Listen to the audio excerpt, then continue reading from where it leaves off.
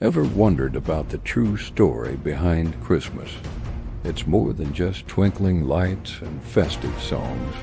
It's a story of hope, love, and a promise that changed the world forever. Let's journey back over 2,000 years to a humble stable in Bethlehem. In the quiet of the night, under a sky filled with stars, a miracle unfolded. A young woman named Mary gave birth to a baby boy, Jesus.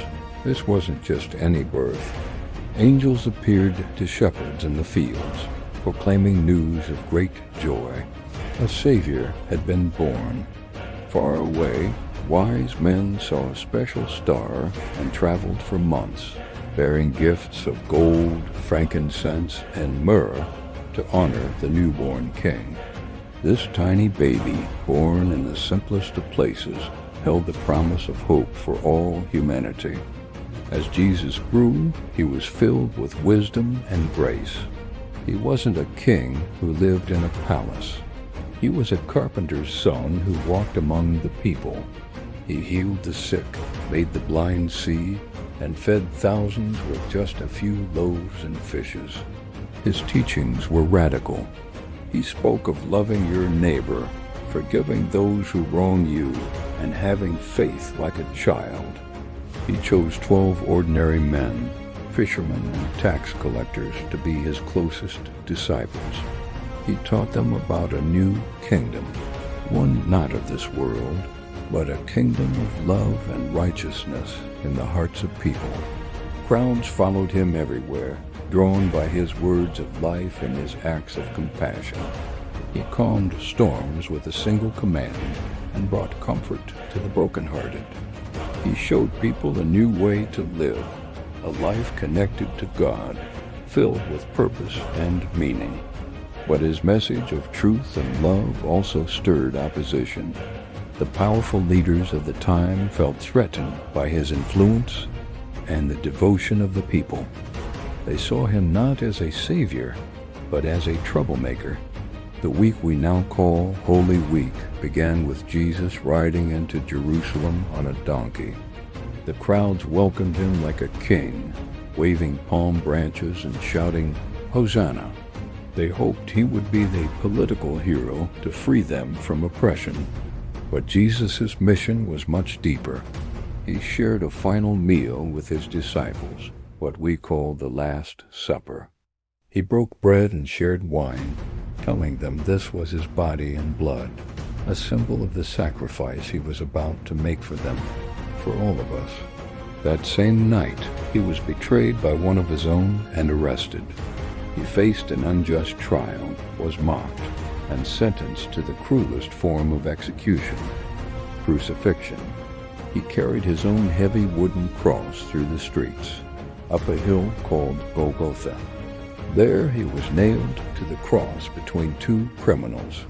As he hung there, in unimaginable pain, he looked up to heaven and said, "Father, forgive them, for they do not know what they are doing."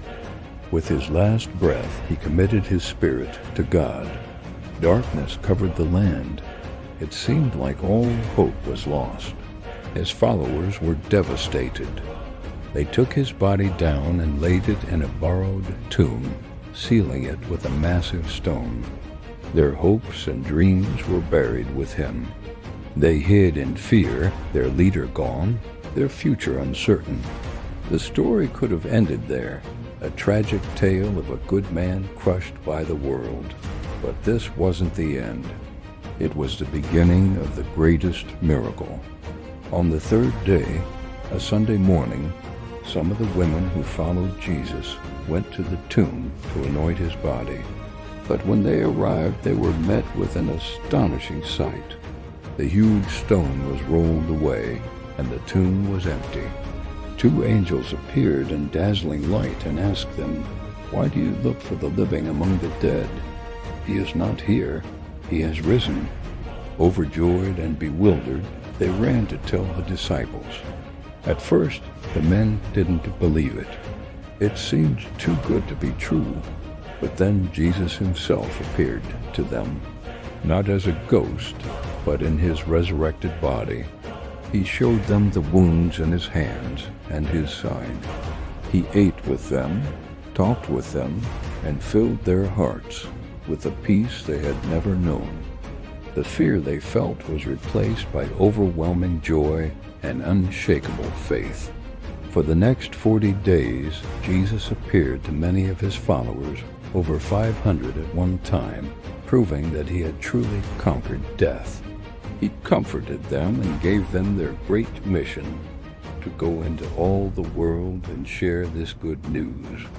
He explained that his death wasn't a defeat, but a victory, a payment for the sins of humanity, opening the way for everyone to have a relationship with God. Before ascending into heaven, he left them with a powerful promise. He said, "Surely I am with you always to the very end of the age."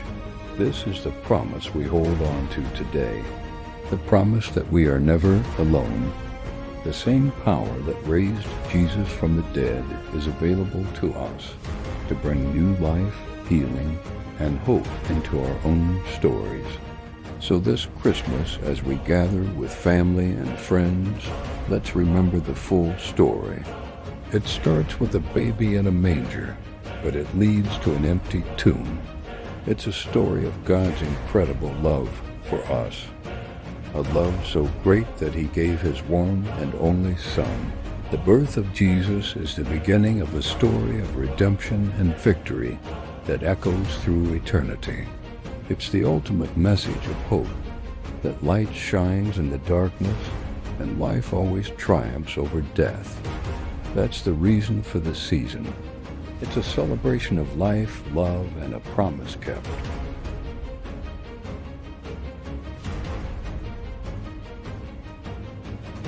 Thank you so much for watching and sharing this special time with us. If this story touched your heart, please give this video a like, share it with your loved ones, and subscribe for more uplifting content. Merry Christmas to you and your family.